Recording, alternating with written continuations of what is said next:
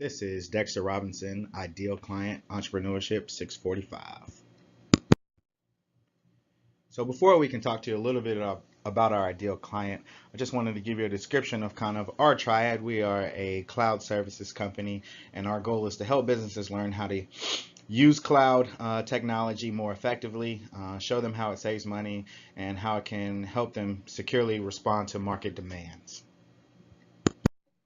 Currently, we have a office in Charlotte, North Carolina. Charlotte has the seventh largest numeric increase in population from July 2016 to July 2017, according to the U.S. Census Bureau.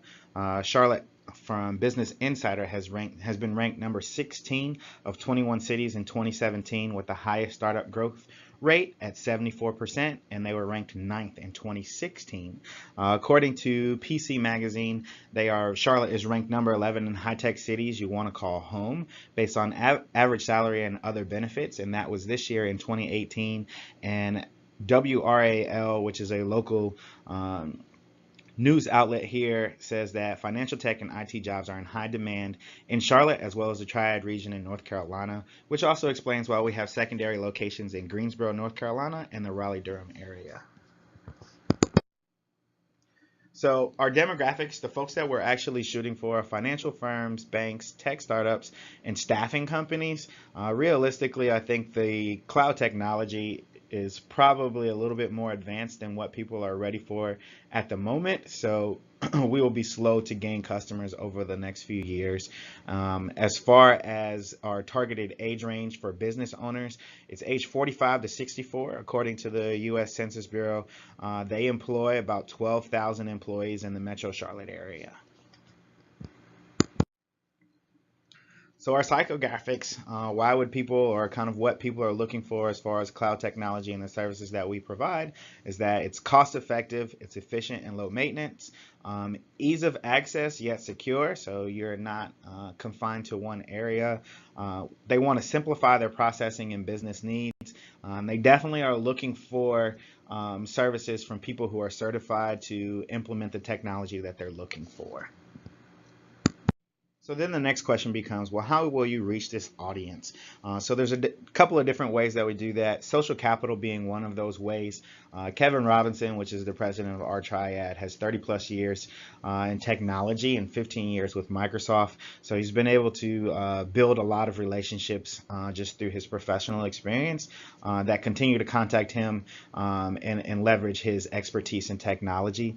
Other things that we're doing in the Charlotte area are local events, offering classes, as well as building partnerships. So Black Tech Charlotte is an organization in Charlotte that does quite a few things surrounding tech, but we actually hired an intern through Black Tech Charlotte for this summer, which is Samuel. He's a rising senior, so he's been doing some great work for us. We've had partnerships with Goodwill in the sense that they've had some community opportunities where they're looking for people to teach different classes and different opportunities within technology. So we've had an opportunity to work with them, and something similar with the Microsoft store in Charlotte. And then obviously we work off referrals as well. As I stated earlier, we have a Charlotte office, but what's unique about that actual Charlotte office is that it's at a place called Packard Place. And Packard Place is somewhat like an innovation hub. So there's other startup tech companies there. There's other just startups there, entrepreneurs. They offer a lot of different services around entrepreneurship and people building businesses, which is awesome. So it gives us the opportunity to forge some relationships as well as tell people about our services. And then lastly, social media. So how do we go beyond kind of our nuclear radius, if you will? Social media allows us to have a little bit of reach and kind of see the behaviors of the people that are interested in us to give us a better idea of where we should go next. And then what we notice from our client frustrations or things of why clients would want to use our services is typically they'll have outdated or limited software and equipment to run their business efficiently. So I have a friend, he works in a restaurant, and he has a desktop that's probably from the mid-90s. So as you can imagine, running things off of that desktop is extremely slow. It's not reliable, whereas if we provide him with the cloud services, we can say, hey, this is accessible from anywhere, whether it's a desktop, laptop, or a mobile view, and he can run his business more efficiently as well as share that information with who he needs to.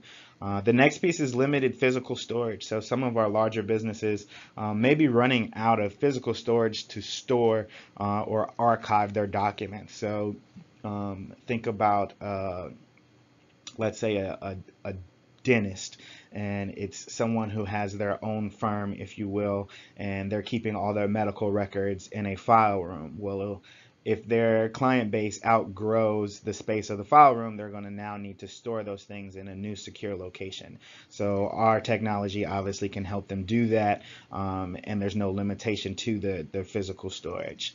The next piece that's a big frustration for our clients, usually on the smaller end, is going to be the implementation and the training. That timeline obviously sometimes can hinder people's business depending on what industry that they're in. I think for our large businesses like your Fortune 500s and things like that, more times than not, it's less the implementation that's the issue and more of the training. They don't have anyone in-house to provide them with any IT solutions if something goes wrong. So if everything's going great, it's fine, but then they don't have anyone in-house if they come up with problems to be able to find a solution for their issue. So the implementation and training is huge across the board from small to large businesses.